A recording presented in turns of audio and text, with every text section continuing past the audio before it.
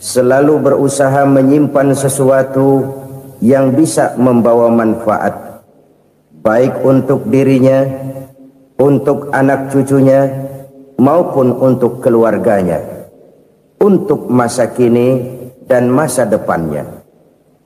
Kadang simpanan itu berbentuk uang, kadang berupa tanah, lain saat berbentuk pabrik, dan lain sebagainya. Sementara masa depan yang paling pasti adalah akhirat. Jika untuk masa depan dunia kita rela memeras keringat, membanting tulang, pergi pagi dan pulang petang, menyimpan uang, menyimpan tanah, menyimpan pabrik, pernahkah kita merenung jika satu saat kiamat datang, kita dibangkitkan dari kubur masing-masing, berdiri di padang mahsyar untuk mempertanggungjawabkan seluruh kegiatan hidup kita di dunia ini? Lalu kita akan menuju ke alam akhirat. Sudahkah kita mempunyai simpanan untuk akhirat kita? Pada pertemuan kali ini saya ingin menyampaikan sebuah hadis di mana Rasulullah sallallahu alaihi wasallam bersabda, "Arba'un min kanzil jannah." Simpanan sorga ada 4 macam. Yang pertama, ikhfa'us sadaqah, menyembunyikan sedekah. Saudara-saudara kaum muslimin, sebagaimana yang kita maklum bahwa Allah Subhanahu wa taala melebihkan sebagian rezeki dari kita terhadap yang lain.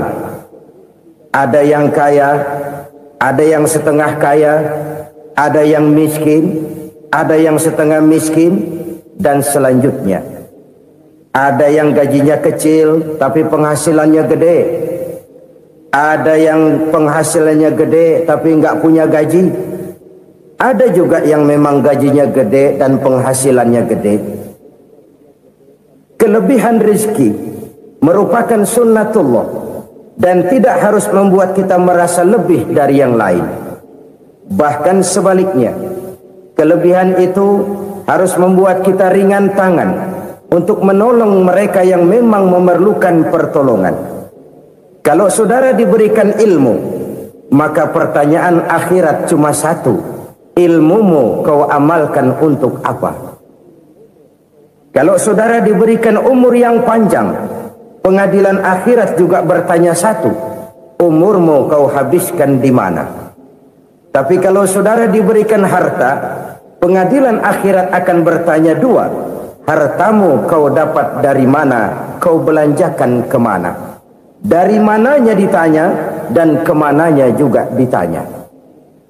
Oleh karena kita akan dimintakan pertanggungan jawab, maka amanah yang bernama harta ini harus kita gunakan dengan sebaik-baiknya. Ada penggunaan yang merupakan kewajiban, itu zakat namanya. Ada penggunaan yang sewaktu-waktu, itu infak namanya. Ada yang lebih sewaktu-waktu lagi, dan itu sedekah namanya. Zakat dia terikat oleh haul dan nisab, oleh putaran batas waktu dan ukuran dari harta itu sendiri. Sedangkan infak terikat oleh situasi dan kondisi perekonomian seseorang. Sedangkan sedekah tidak terikat dengan apapun. Dalam kondisi seperti apapun kita bisa melakukan sedekah dengan yang terkecil sekalipun. Sampai-sampai Rasulullah sallallahu alaihi wasallam mengajarkan, la tahqiranna minal ma'rufi syai'an walau an talqa akhaka biwajhin talik. Atau ada hadis, tabassumuka fi wajhi akhika laka shadaqah. Senyumanmu kepada temanmu adalah sedekah. Jadi untuk melakukan sedekah tidak harus dalam berbentuk uang. Dengan ilmu kita bisa sedekah, dengan tenaga kita bisa bersedekah, dengan pikiran kita bisa bersedekah, bahkan senyum kepada teman itu pun sedekah. Jadi kalau sedekah dengan uang memang belum punya uang, nyengir aja banyakin. Itu asal pada tempatnya, jangan lalu ketemu tiang listrik cengengesan. Tentu tidak pada tempatnya dan tidak wajar. Nah, sedekah yang paling dicintai Allah adalah sedekah yang disembunyikan. Artinya, jauh dari sifat riya. Kan kadang-kadang ada orang sedekah itu disebutkan namanya, apa tidak bagus? Kalau memang niatnya ikhlas, ya bagus-bagus saja untuk memberikan sugesti kepada yang lain. Si Fulan bin Fulan nyumbang sekian, diumumkan. Boleh kalau niatnya untuk memberikan rangsangan kepada yang lain supaya dia menyumbang lebih besar dari orang tadi. Tapi kalau itu mendatangkan riya, maka sedekah yang paling dicintai Allah adalah sedekah yang disembunyikan. Tangan kiri saja tidak tahu apa yang diberikan oleh tangan kanan. Sedekah yang dilakukan dengan ikhlas akan merupakan perbendaharaan surga, tersembunyi dari pandangan orang lain, tidak seorang pun tahu. Karena memang sikap yang baik adalah melupakan kebaikan dan mengingat kesalahan. Itu salah satu ciri orang bahagia. Orang yang selalu mengingat kesalahannya dan berusaha melupakan segala kebaikannya. Kalau dia akan berada kebaikan, dia tidak bisa ikut, dia merasa rugi karena dia merasa belum pernah berbuat baik. Tapi kalau akan melakukan kesalahan baru, dia ingat kesalahan yang sudah-sudah, sehingga terhalang baginya untuk melakukan satu kesalahan baru. Demikianlah saudara-saudara, bahwa Allah melebihkan rizki sebagian kita dari yang lain, agar terjadi tolong-menolong dalam kehidupan ini. Jadi kesenjangan yang nature, kesenjangan yang alami, itu sunnatullah. Ada yang kaya, ada yang miskin, ada yang kelas menengah. Nah, kenapa lalu sekarang kita berusaha mengentaskan kemiskinan? Oleh karena adanya kesenjangan struktural. Kalau yang kaya bisa semakin kaya, kenapa yang miskin tidak bisa naik jadi ikut sedikit kaya? Sebab pada dasarnya Islam adalah agama yang sejak turunnya sudah berupaya memerangi kemiskinan. Bahkan dikatakan kemiskinan itu mendekatkan kepada kekufuran. Orang kalau miskin udah dekat banget sama kafir. Gampang menjadi kafir. Berapa banyak saudara-saudara kita yang oleh karena soal perut, oleh karena soal materi, terpaksa meninggalkan dan menanggalkan akidahnya. Menjual petunjuk yang diberikan Allah dengan kesenangan dunia yang cuma sebentar ini. Na'udzubillah, thumma na'udzubillah. Jadi makin kita sembunyikan satu sedekah, semakin banyak perbendaharaan kita di surga. Sedekah yang paling dicintai Allah adalah sedekah yang disembunyikan. Malahan ada seorang sufi, dia punya kebiasaan kalau pergi sholat Jumat, dia bawa uang. Itu uang dia taruh di bawah tikar masjid. Dia niat sedekah kepada siapa saja yang nemuin itu duit. Maksudnya apa? Supaya yang nemuin nggak tahu siapa yang punya duit. Demikian dia saking ingin menyembunyikan sedekahnya. Karena sifat riya itu bisa memakan amal kita sendiri. Riya itu termasuk menyebut-nyebut kebaikan kita. Orang yang suka nepuk dada, sedikit-sedikit ngitungnya kalau nggak gua. Tuh kalau nggak gua tuh. Tuh yang belas itu kalau nggak gua, kalau nggak gua. Iya kalau nggak lu kenapa emang? Orang yang suka menepuk jasad, tuh biasanya memang begitu saudara-saudara. Kalau perang lagi berkecamuk, orang nggak sempat ngaku jadi pahlawan. Tapi begitu perang selesai, yang kagak kenal bedil ngaku pahlawan, mas. Itu sesuatu yang biasa. Oleh karenanya, orang-orang yang ikhlas dalam bersedekah, disembunyikannya sedekah itu, Allah cinta betul.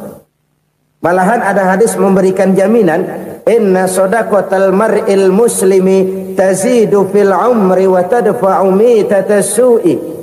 Sesungguhnya sedekahnya seorang mukmin tazidu fil umri, bisa menambah umur panjang. Wa tadfa'u mitatas su'i, dan menyelamatkan manusia dari mati secara su'ul khatimah. Jadi siapa yang kepengen panjang umur, banyaklah sedekah. Yang bosan hidup, pelit terus. Sedekah menambah panjang umur dan menyelamatkan manusia dari mati secara su'ul khatimah. Pak, katanya umur itu nggak bisa ditambah, nggak bisa dikurangin. Kapan? Kalau ajal sudah datang. Fa idza jaa ajaluhum la yastakhiruna sa'atan wa la yastaqdimun. Kalau ajal datang tidak bisa dimajukan, tidak bisa dimundurkan. Itu kalau ajal sudah datang. Tidak bisa lagi umur ditambah dikurangi, sudah datang. Tapi kalau belum datang, itu kan haknya Allah. Mau ditambah, mau dikurangi, hak prerogatif Allah. Sebagai pencipta manusia, Allah Maha Kuasa dan Maha Mampu. Sedekah ini menambah panjang umur dan menyelamatkan manusia dari mati secara su'ul khatimah. Itu orang mati kan sama ya, kondisinya mati, nggak nafas.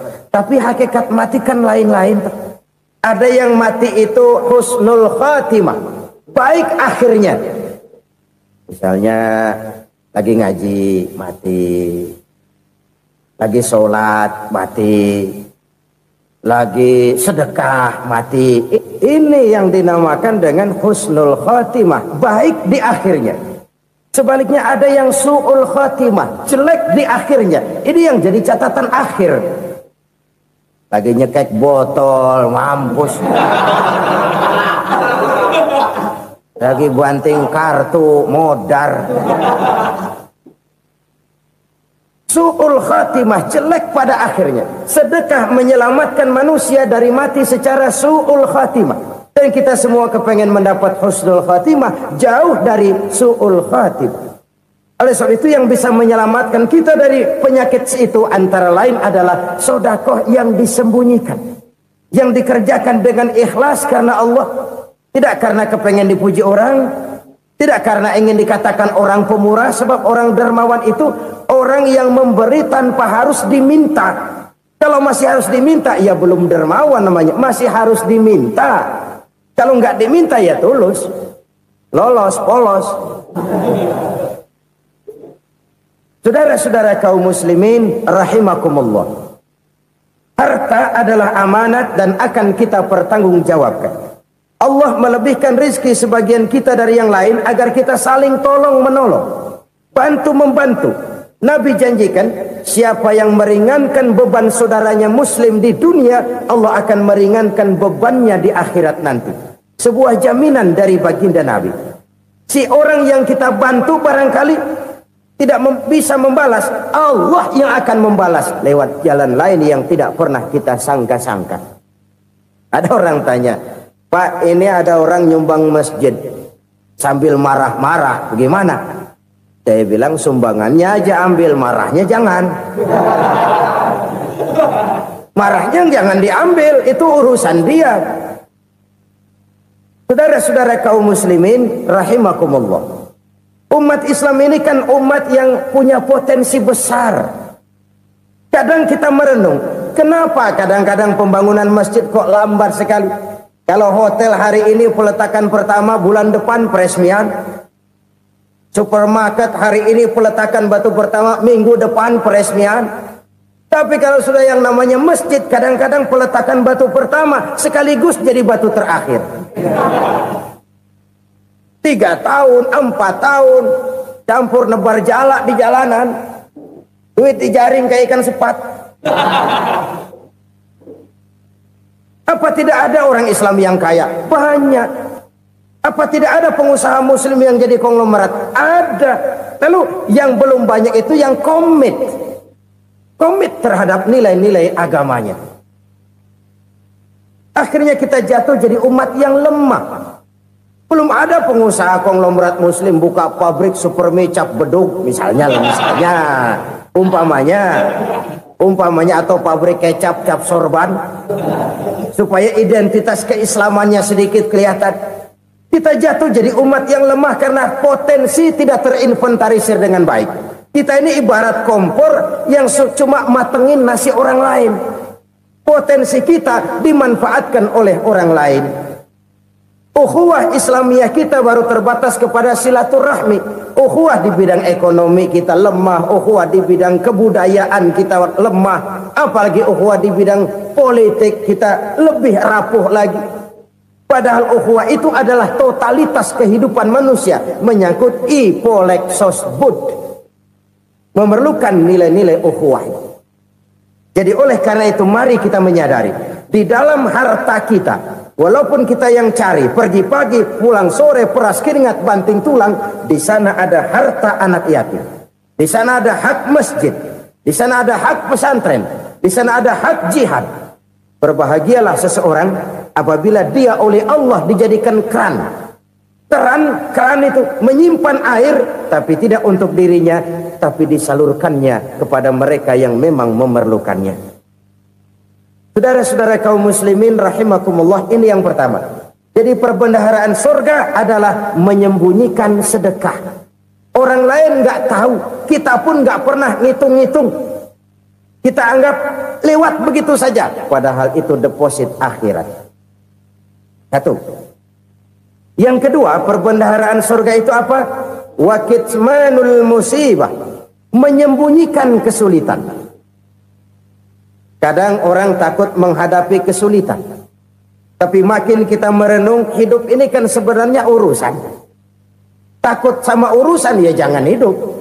Tandanya orang hidup itu kalau punya urusan.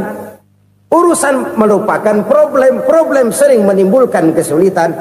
Kesulitan bukan untuk ditakuti, tapi untuk diatasi dan dicarikan jalan keluarnya. Siapa sih orangnya yang nggak pernah sulit-sulit? Makin tinggi status sosialnya, makin gede urusannya. Makin tinggi kualitas imannya, makin berat tingkat kesulitannya. Cuma memang yang namanya enak itu seperti pelangi. Biang lala itu nggak pernah di atas kepala kita, di atas kepala orang melulu. Lo sih enak lo, kata kita. Dia juga bilang, yang enak kan lo. Pelangi itu nggak pernah di atas kepala kita. Kata tukang beca, aduh enak ya naik Mercy. Kata tukang beca, apa yang di dalam mobil Mercy? Aduh enak bener tukang beca, di jok ngeringkuk ngorok pulas bener. Saya kamar pakai AC sejuk, tempat tidur sutra empuk, alga spring bed, gula kulik nggak bisa pulas kalau belum minum Valium, belum tidur. Enak bener tukang beca, di jok ngorok nggak tahu wetan kulon. Si tukang beca bilang yang di Mercy enak, yang di Mercy bilang tukang beca enak. Inilah enak, nggak pernah di atas kepala kita, di atas kepala orang lain melulu enak itu. Nah, saudara-saudara, yang merupakan perbendaharaan surga itu orang yang bisa menyembunyikan kesulitan, baik pribadi ataupun rumah tangga. Nih terutama rumah tangga yang jadi soalnya. Kadang-kadang kita ini kalau senang, sebaliknya kalau senang kita diam, kalem aja, cuek. Banyak banget duit kita bawaan, diam aja udah. Malah ketemu orang takut. Tapi begitu susah, sekampung tahu. Padahal Nabi mengajarkan perbendaharaan surga itu menyembunyikan musibah, menyembunyikan kesulitan. Kalau enak, cerita sama orang-orang. Kalau nggak enak, rasain sendiri, tekan sendiri, atasin sendiri. Kita kan sebaliknya. Senang kita diam, asal lagi susah, paling tidak kita nyari teman buat cerita kesusahan. Siapa orangnya yang nggak pernah susah? Cuma soalnya bagaimana kita mengatasi kesusahan itu sendiri. Begitu juga misalnya kalau orang sudah berumah tangga, itu orang tuanya harus menjadi tempat dia cerita yang enak-enak saja. Yang nggak enak rasain berdua, selesaikan berdua, atasin berdua. Jangan dibalik. Asal senang diam, giliran susah aja. Maknya laporan.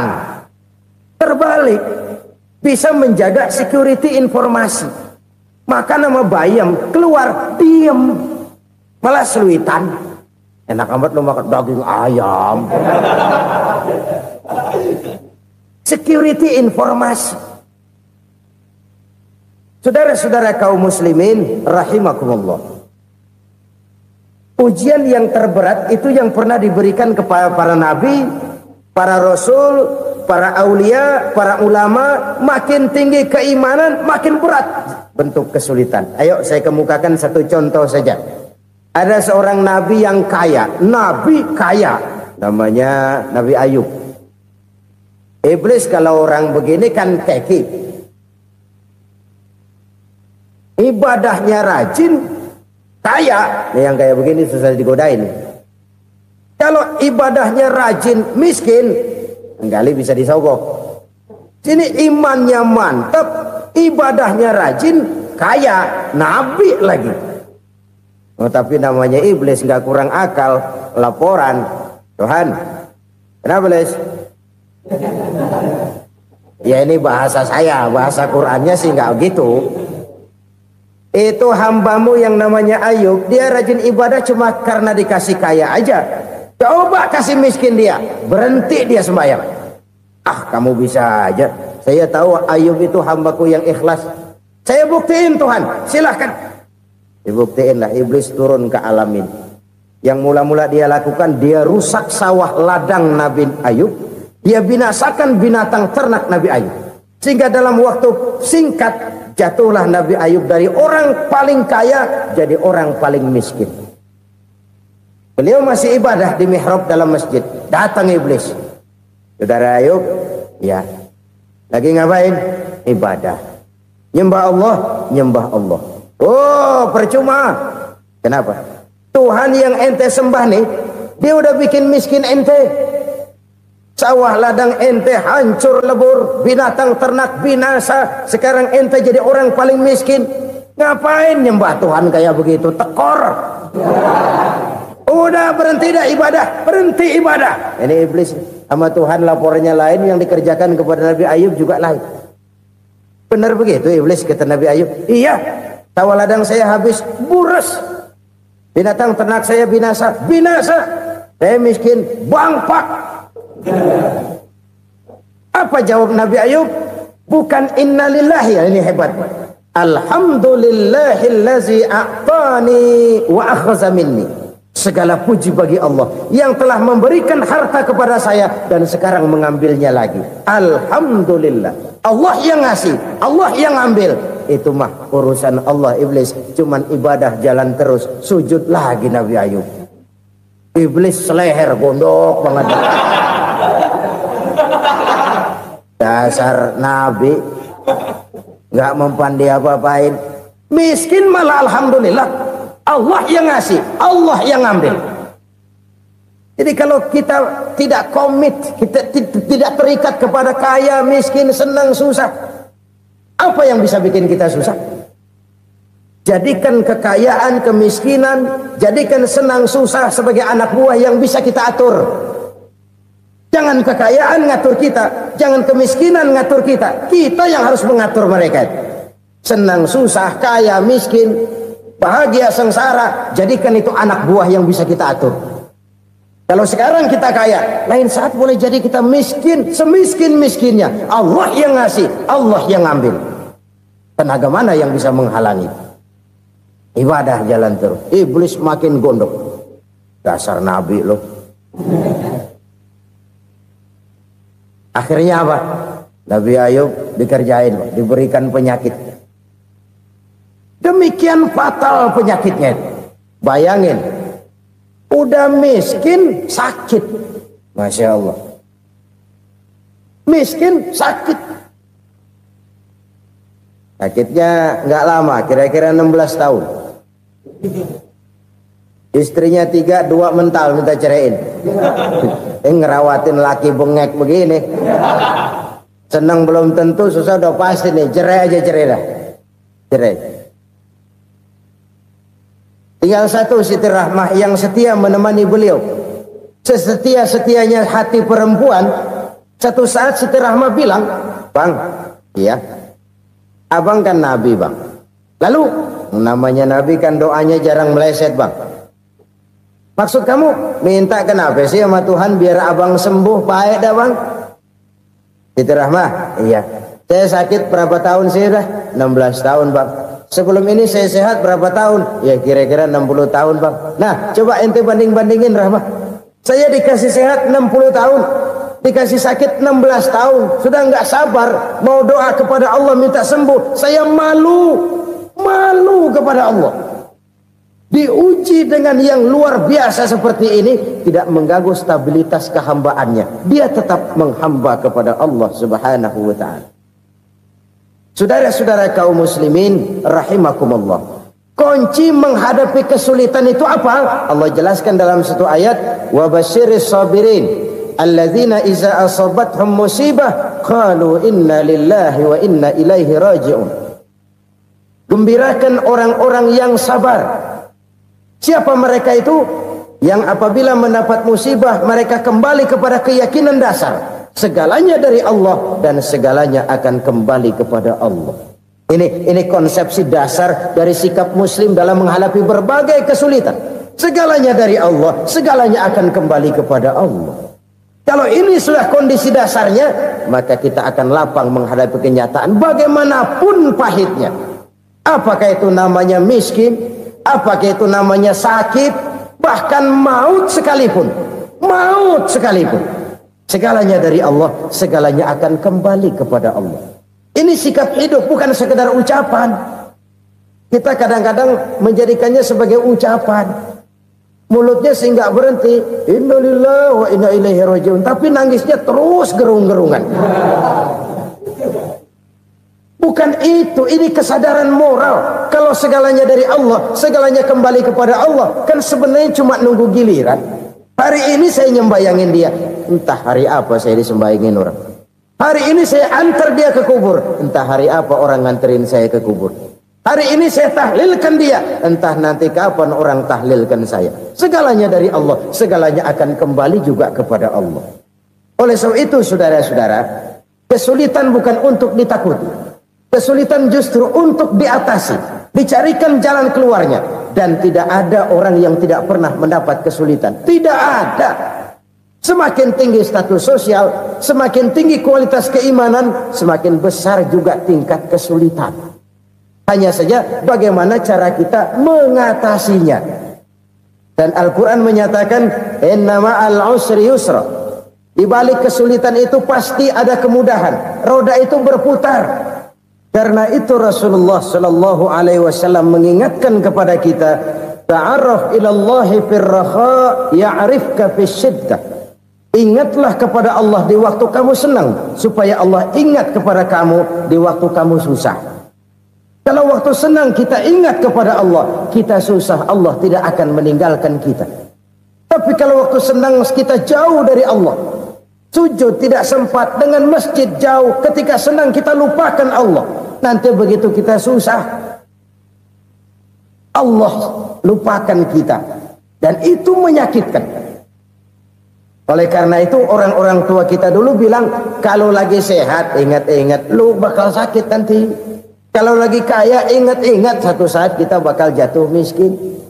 Bahkan kalau lagi muda ingat-ingat kita bakal tua. Dan yang terpenting kalau lagi hidup ingat-ingat kita bakal mati. Saudara-saudara kaum muslimin rahimakumullah. Jadi yang kedua yang merupakan perbendaharaan surga, menyembunyikan musibah. Saudara-saudara kaum muslimin rahimakumullah. Hal ketiga yang merupakan perbendaharaan surga adalah wasilatur rahmi. Orang yang suka bersilaturahmi. Sebagaimana yang kita maklum bahwa manusia adalah makhluk yang disebut zon politika. Makhluk sosial yang tidak mungkin hidup sendiri-sendiri. Betapa dan siapapun kita memerlukan orang lain. Bodoh betul manusia kalau tinggal di tengah masyarakat tapi tidak mau bermasyarakat. Merasa hebat sendiri, pintar sendiri, gagah sendiri, kaya sendiri. Mungkin kalau mati juga ngubur sendiri. Jangankan kita di sini, di sorga saja Nabi Adam waktu sendirian bengong melulu, mondar mandir. Allah tegur dalam sepidang. Ya ini kalau bahasa saya. Iya Tuhan, sepi ini nggak ada coret-corekan pisan ini. Diciptakan Siti Hawa baru anteng Nabi Adam.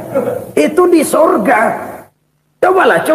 Umpamanya saudara tinggal di Jakarta nih. Kayak bener. Apaan aja di Jakarta punya saudara dah. Jembatan Semanggi ambil. Monas buntel bawa pulang. Hotel-hotel ambil semua. Cuman tinggal di Jakarta sendirian, apa enaknya? Betapa dan siapapun kita perlu orang lain. Tidak ada seorang pun yang bisa memenuhi kebutuhan hidupnya secara sendiri-sendiri. Nah, Islam telah menyelamatkan manusia dari ras diskriminasi. Mengikat manusia dengan persaudaraan yang berlandaskan kepada akidah. Karena itu dianjurkan bersilaturahmi.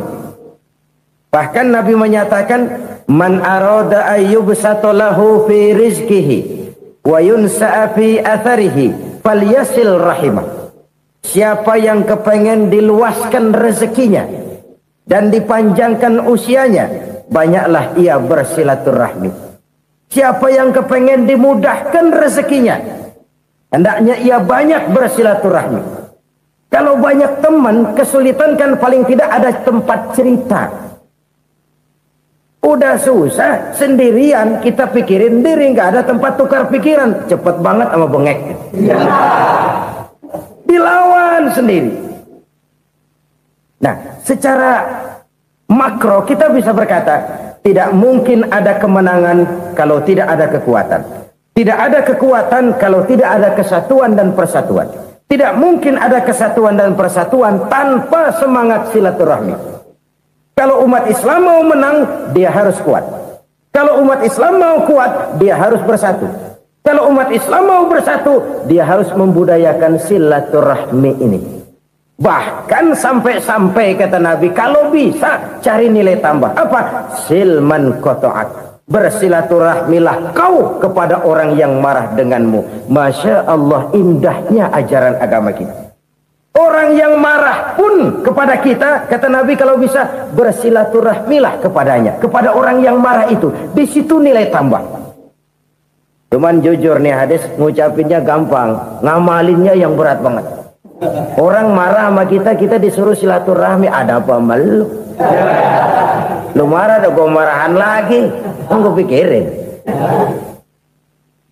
Saudara-saudara kaum muslimin rahimakumullah. Tapi ini yang diajarkan, bahkan ini yang dicontohkan oleh baginda Rasul. Bagaimana begitu mudah, misalnya satu saat Abu Jahal ini ngatur strategi bagaimana bikin Muhammad celaka. Dia gali lubang di depan tempat tidurnya. Dia tutupin daun korma. Terus dia panggil seseorang, ke sini. Kasih tahu Muhammad, pamannya sakit keras, minta ditengokin. Berangkat orang ini ke sana. Muhammad, labbaik. Pamanmu sakit keras, dia minta ditengokin. Baik, saya akan datang menjenguk beliau. Berangkatlah Nabi ke rumah Abu Jahal tanpa prasangka apapun. Abu Jahal udah pasang setil, selimut 3 rangkap setengah dipakai, persis kayak orang meriang. Tapi sembari ngintip dari balik selimut. Begitu Muhammad buka pintu, nah masuk perangkap nih. Muhammad jalan menuju tempat pembaringan. Makin lama makin dekat, makin lama makin dekat, makin dekat ke lubang yang dipasang oleh Abu Jahal itu. Dalam hati Abu Jahal, terus dah jatuh, mampus dah lo ini. Mampus lo hari ini nih. Apa yang terjadi? Malaikat Jibril datang. Muhammad, pamanmu cuma pura-pura sakit. Di depan tempat tidurnya ada lubang perangkap supaya kamu jatuh ke situ. Sudah, kamu pulang. Balik kanan Nabi. Sudah hampir jatuh ke lubang, balik kanan, pulang. Bayangin kecewanya Abu Jahal. Muhammad dikit lagi, Muhammad dikit lagi. Enggak paman, saya pulang aja. Emosi bangun dari tempat tidur, enggak sadar kalau lagi pura-pura sakit. Lompat ngejar Nabi, dia lupa dengan lubang yang dia gali. Usrak, nyemplung sendiri ke dalam lubang.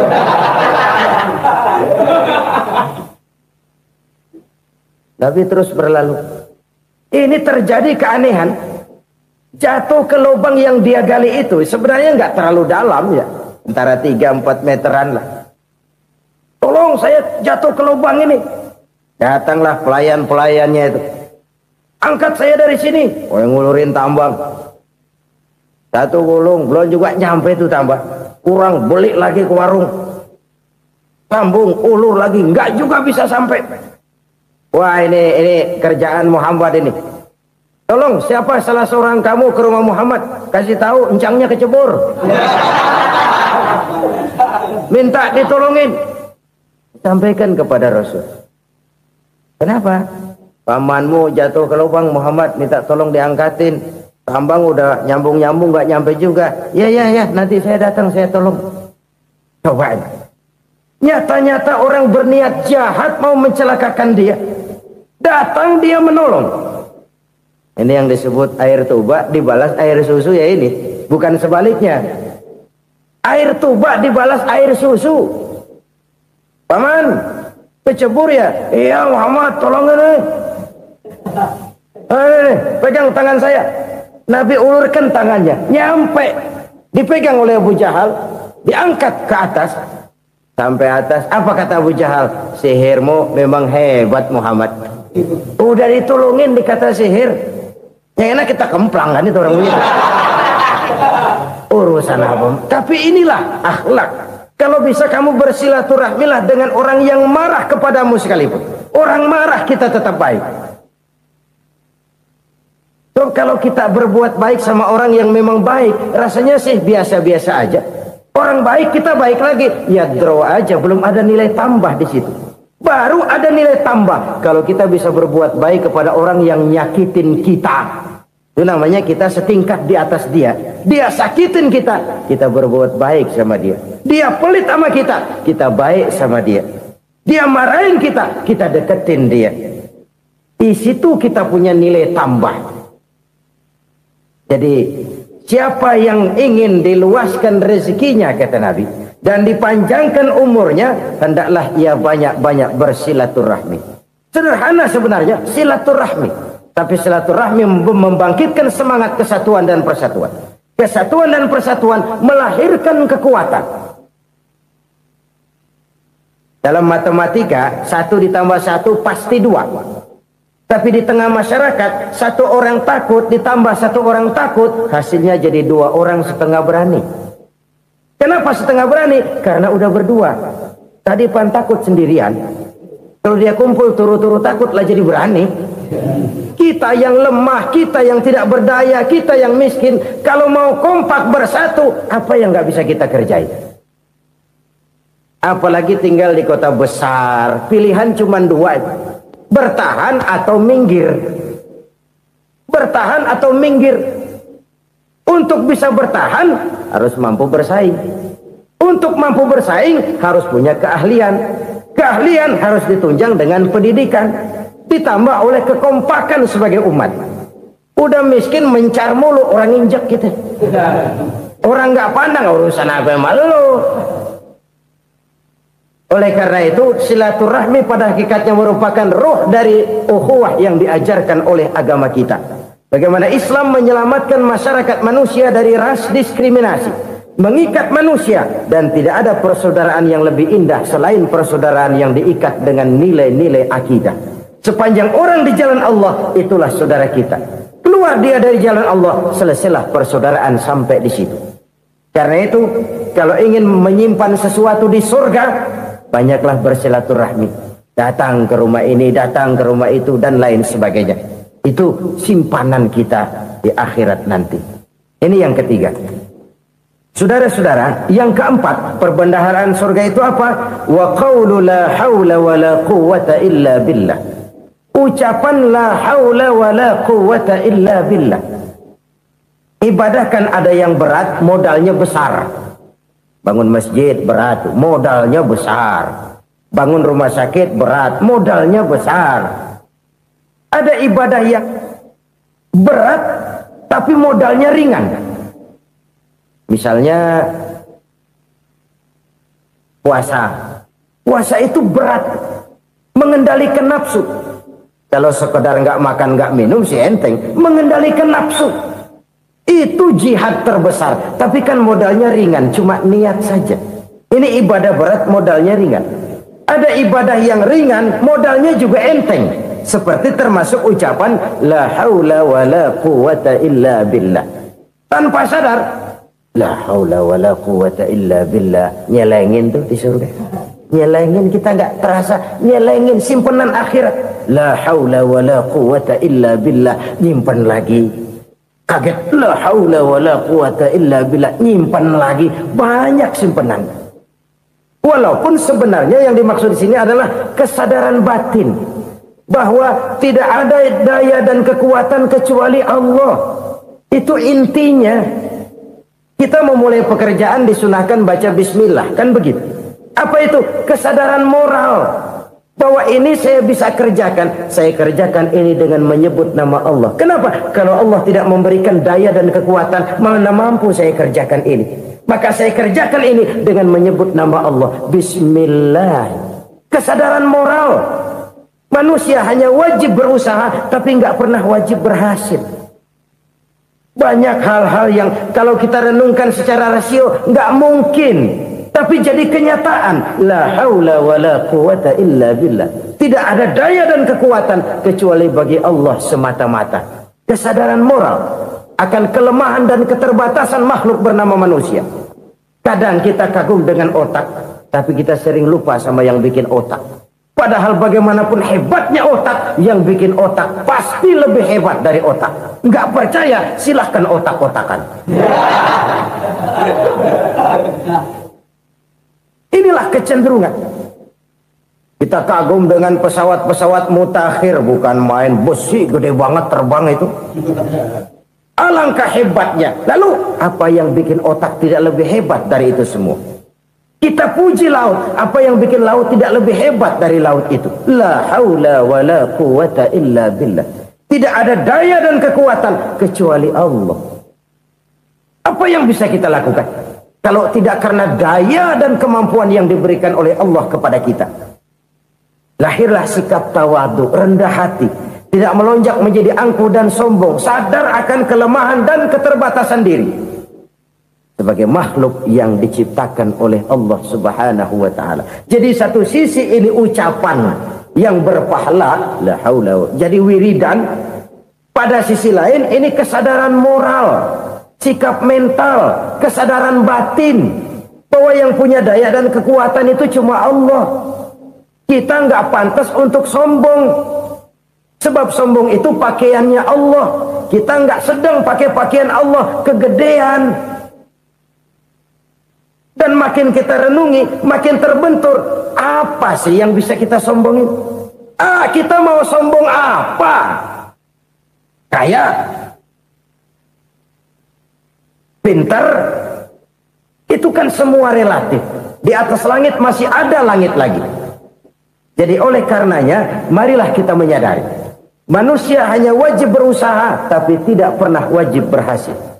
Yang berusaha saja tidak wajib berhasil, apalagi yang tidak berusaha. Islam bukan agama orang pemalas yang selesai sholat lalu endelohom, enggelenggem ayem-ayem. Tapi Islam bukan agama orang sombong yang setelah berusaha lalu tidak memerlukan Allah. Kita bisa saja bikin proyeksi, tahun sekian kita bakal panen besar menurut perhitungan otak. Tapi ada kejadian lain. Apa? Tikus ngambek. Habis itu dimakanin tikus, panen gagal. Proyeksi rasional gagal oleh tikus-tikus yang ngambek itu. Bisa saja terjadi. Tahun depan kita panen besar, urung. Kenapa? Musim panas panjang. Dan sekarang ini koran-koran bikin berita musim mengalami penyelewengan. Bukan cuma manusia yang nyeleweng sekarang. Musim pakai nyeleweng. Mestinya kan musim hujan udah selesai. Masih hujan-hujan juga. Musim. Nah sekarang kita boleh bikin proyeksi. Kita bakal panen besar. Tahu-tahu musim panas panjang. Sawah retak, air kering. Cari teknokrat yang paling botak. Suruh pendekin tuh musim panas. La haula wa la quwata illa billah. Inilah kesadaran moral. Saudara, saya teringat satu saat ada seorang konglomerat. Umurnya ya kira-kira 70-an. Satu saat dia ditanya oleh wartawan, "Pak, umur Bapak berapa sih?" "Ya paling 10 tahun." 10 tahun? 10 tahun? Anak Bapak berapa orang? Aduh. Satu saja? Satu. Harta Bapak berapa? Ya paling-paling bangsa 7 juta kali. 7 juta? Iya. Pak, kenapa Bapak bohongi saya? Bapak punya buku biografi. Koran-koran, majalah-majalah banyak memuat cerita riwayat hidup Bapak. Saya tahu umur Bapak 70. Kenapa bilang cuma 7 tahun? Saya tahu anak Bapak 8. Kenapa cuma bilang 1? Saya tahu harta bapak miliaran, mungkin triliunan, pabrik di mana-mana, bank di mana-mana. Kenapa bilang uang bapak cuma 7 juta? Nah, kata si konglomerat tadi, kamu benar nak, kamu benar. Umur saya kalau jumlahnya memang 70 nak. Cuman ingat-ingat saya, baru 7 tahun terakhir ini saya sujud. Baru 7 tahun terakhir ini saya berusaha dekat dengan Allah. Saya laksanakan perintahnya, saya jauhi larangannya. 7 tahun inilah rasanya yang ada nilainya di hadapan Allah. Yang 63 tahun matong, kelabu, kelem umur gue. Habis untuk maksiat, untuk munkarat. Maka ketika ditanya tadi, umur saya 7 tahun itu. Oh begitu Pak. Oh iya. Lalu anak Pak. Anak bapak kan 8. Kenapa bilang cuma 1? Nah, kalau jumlah hitungannya memang anak saya 8. Tapi dari 8 orang ini rasanya cuma 1 nih. Yang bakal jadi buah hati, belahan jantung. Pelanjut cerita, penerus sejarah. Bakal jadi anak soleh yang akan mendoakan saya. Cuma 1 rasanya anak saya ini yang bakal jadi buah hati saya. Besar-besaran saya. Yang akan mendoakan di kubur saya. Yang akan mendoakan di akhirat saya. Yang 7 orang mana? Masya Allah, yang atu tenggeng, yang atu nyekek botol ngolo, yang atu nggak karu-karuan. Makanya saya bilang 1 anak saya yang akan bisa mendoakan saya. Oh begitu Pak. Iya. Nah harta Pak, harta bapak kan triliunan, pabrik bapak di mana-mana, uang bapak hampir di tiap bank-bank besar. Kenapa bilang cuma 7 juta? Betul kau nak. Harta saya kalau jumlahnya memang miliaran, triliunan mungkin. Tapi yang saya ingat baru 7 juta tuh yang saya belanjakan di jalan Allah. Saya nyumbang masjid, saya santuni yatim piatu, saya bantu pembangunan pesantren, saya bantu pembangunan rumah sakit Islam. Itu yang akan saya bawa pulang ke akhirat, yang 7 juta itu. Yang triliunan itu nanti akan diperebutkan oleh anak-anak saya sebagai waris saya. Jadi harta saya 7 juta itu yang bakal nemenin saya di akhirat. Yang akan saya bawa pulang jadi teman saya. Saudara-saudara kaum muslimin, jangan-jangan orang tua itu adalah kita-kita ini. Jangan-jangan kita-kita ini adalah orang tua itu. Jangan-jangan itu potret dari diri kita masing-masing. Dari sekian umur yang diberikan Allah, berapa tahun yang ada nilainya di hadapan Allah? Dari sekian anak-anak yang merupakan amanah, berapa yang akan mendoakan kita sebagai orang tuanya menjadi anak soleh? Dari sekian banyak harta yang diberikan Allah, berapa yang akan kita bawa pulang menghadapnya nanti, yang kita belanjakan di jalan Allah? Ini sebuah potret kehidupan. Karena itu kita kembali kepada la haula wa la quwwata illa billah. Kita wajib berusaha, kita wajib berikhtiar. Selebihnya, segala daya dan kekuatan hanya milik Allah saja semata-mata. Satu kesadaran batin dari setiap pribadi muslim. Setelah ia berusaha dan berikhtiar, ia menyerahkannya kepada Allah Subhanahu wa ta'ala. Jadi, satu sisi ini merupakan wiridan ucapan yang mengandung pahala. Pada sisi lain, ini merupakan sikap batin dari seorang muslim di dalam ia menghadapi realitas kehidupan ini. Saudara-saudara kaum muslimin rahimakumullah. Kalau ini kita jadikan satu basis kehidupan, maka ini akan menyelamatkan manusia dari kemungkinan tergelincir menjadi orang yang lupa diri dan lupa darat. Sebab itu Imamul Ghazali berpesan, jadidis safinah fa innal bahra amiq wa khuziz zad fa inna safara ba'id wa khaffifil hamla fa innal hamla sadid. Perbarui selalu kapalmu karena lautan sangat dalam. Bawa bekal yang banyak karena perjalanan ini sangat jauh. Ringankan beban karena kebanyakan beban akan menyakitkan. Alangkah indah kalimat ini, alangkah dalam makna yang terkandung di sana. Perbarui selalu kapalmu karena lautan sangat dalam. Apa artinya ini? Jaga mentalmu baik-baik. Pelihara imanmu baik-baik karena hidup penuh cobaan seperti lautan. Kita kalau berlayar di lautan kan kadang-kadang tenang, angin bertiup sepoi-sepoi basah. Jika malam datang bintang gemintang bertabur menghias cakrawala. Rembulan memantulkan sinarnya dengan indah. Dalam keadaan begitu berlayar enak. Tapi lain saat ombak menggunung, halilintar menyambar, angin topan bertiup. Berapa banyak sudah saudara-saudara kita yang tenggelam di lautan dunia tanpa sadar bahwa dia belum sampai kepada pantai yang akan dituju. Berapa banyak sudah saudara-saudara kita yang tenggelam di lautan dunia ini tanpa sempat bangkit lagi. Dia menyangka sudah sampai kepada tujuannya. Hati-hati kapal jangan sampai bocor karena lautan sangat dalam. Iman ini jaga baik-baik karena hidup penuh dengan ujian. Wa khuzizat fa inna safara ba'id. Bawa bekal yang banyak karena perjalanan sangat jauh. Saudara mau ke Bandung, bawa duit. Saudara mau ke Surabaya, banyakan lagi duitnya. Saudara mau ke Mekah, gepokan, iketan tuh duit nggak lembaran lagi. Makin jauh perjalanan, makin banyak bekal yang harus kita bawa. Kalau saudara dari Jakarta mau ke Surabaya, kagak bawa duit berangkat juga, itu sih bukan berani namanya, nekat. Sampai Surabaya belum tentu, sengsara di jalan udah pasti. Kenapa? Nggak bawa bekal berangkat.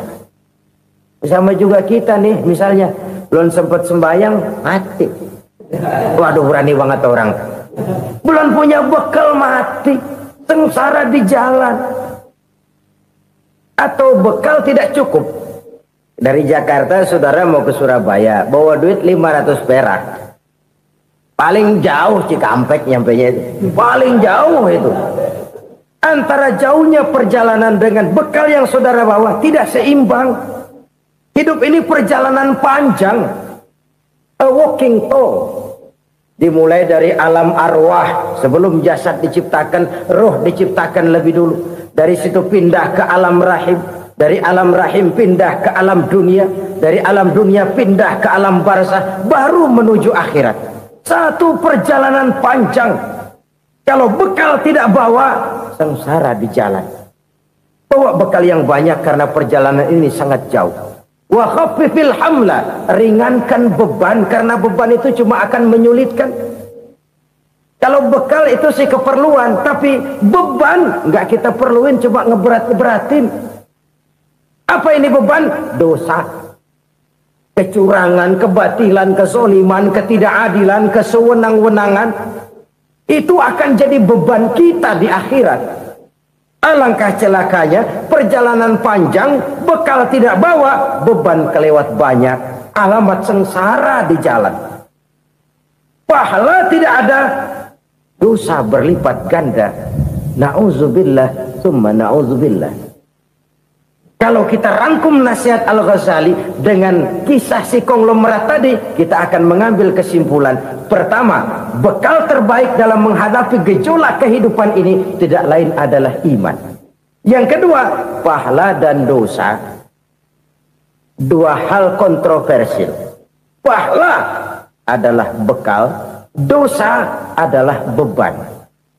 Tapi kita sekarang kan tidak begitu terangsang kepada yang abstrak. Orang berlomba mencari yang konkret-konkret saja. Yang real. Kalau memang dosa, benjol dong. Kira-kira begitu. Kira-kira begitu. Persis orang Yahudi dulu. Orang Yahudi itu kan pernah minta kepada Nabi Musa. Ya Musa, lan nu'mina laka hatta narallaha jahrah. Musa, kami nggak bakal mau beriman kepada Allah kalau belum kami lihat Allah ada nongkrong di depan kami. Kalau memang Tuhan ada, taruh dong di depan kami. Mau yang konkret-konkret saja. Kalau memang dosa, benjol dong. Kalau memang pahala, berasa dong. Orang terangsang kepada yang real, yang konkret-konkret saja. Karena itu, untuk mengejar dosa, orang mau bayar. Tapi untuk mengejar pahala, walaupun tidak bayar, orang segan. Ini yang dikatakan oleh Nabi, kamu mengharapkan ke surga, tapi kamu berat melaksanakan sesuatu yang bisa membawa kamu ke surga. Kamu ingin jauh dari neraka, tapi tiap saat kamu lakukan perbuatan-perbuatan yang justru menjerumuskan kamu ke neraka. Idda'aitum an-najata minan nar wa ramaitum fiha anfusakum. Kamu ingin selamat dari neraka, tapi kamu lemparkan diri kamu ke neraka. Kamu ingin masuk surga, tapi berat sekali kamu melakukan perbuatan-perbuatan yang bisa menyampaikan kamu di surga. Saudara-saudara kaum muslimin rahimakumullah. Jadi hal keempat yang merupakan perbendaharaan surga adalah la haula wa la quwata illa billah. Satu sisi ini merupakan ucapan yang memperberat timbangan akhirat. Pada sisi lain ini merupakan sikap hidup seorang muslim. Kesadaran batin yang sangat dalam bahwa tidak ada daya dan kekuatan kecuali Allah.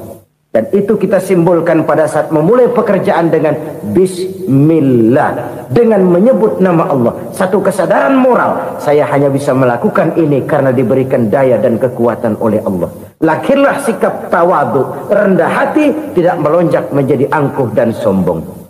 Saudara-saudara, sampai sini dulu jumpa kita kali ini. Semoga 4 perbendaharaan surga ini dapat kita lakukan, yang kelak akan merupakan bekal kita di kemudian hari nanti.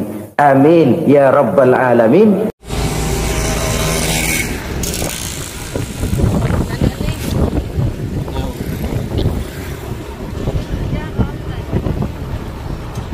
Di dunia ini adakah cinta?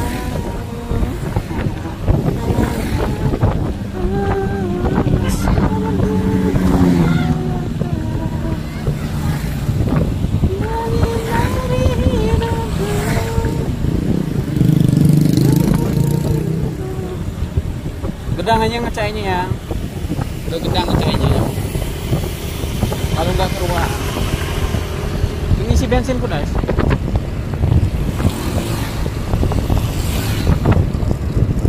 Widya tadi ndak es jeruk katanya. Samping badak kita bakso tuh. Hah? Ngapa?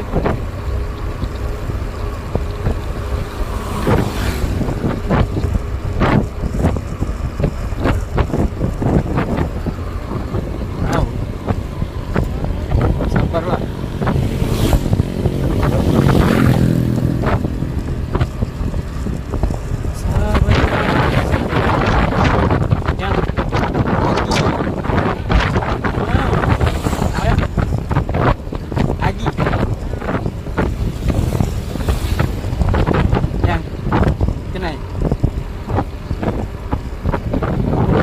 Ini kah?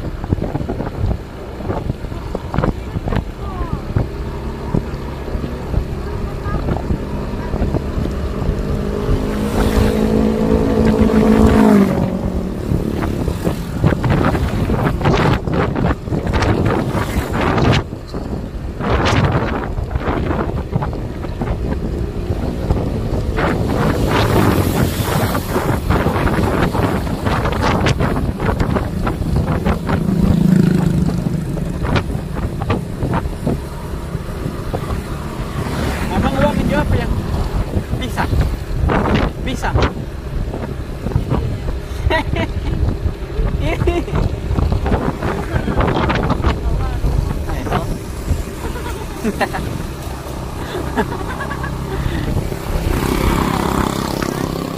Kayaknya bisa. Sayuran dan Budi.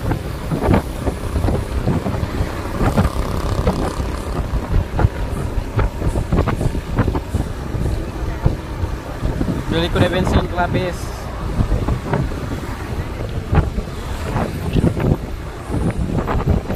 Ini tuh langsung ngisi yang ini. Baik, kamu langsung.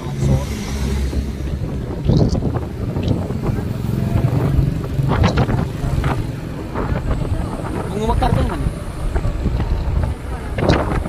Oh jadi sana dia.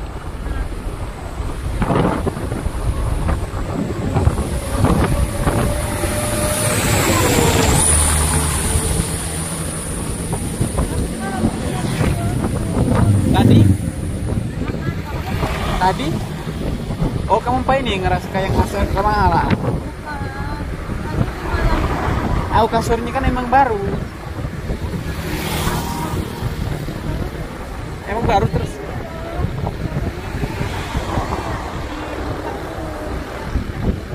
emang ringkih kok kasur yang itu. Emang kau nyaman kan? Emang beli loh, di berapa? Udah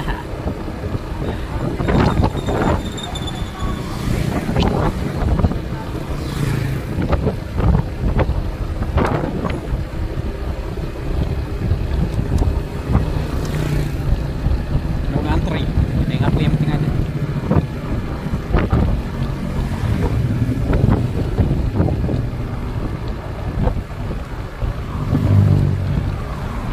Kamu lalu sampai pom nih mati ke HP tuh. Malu warna.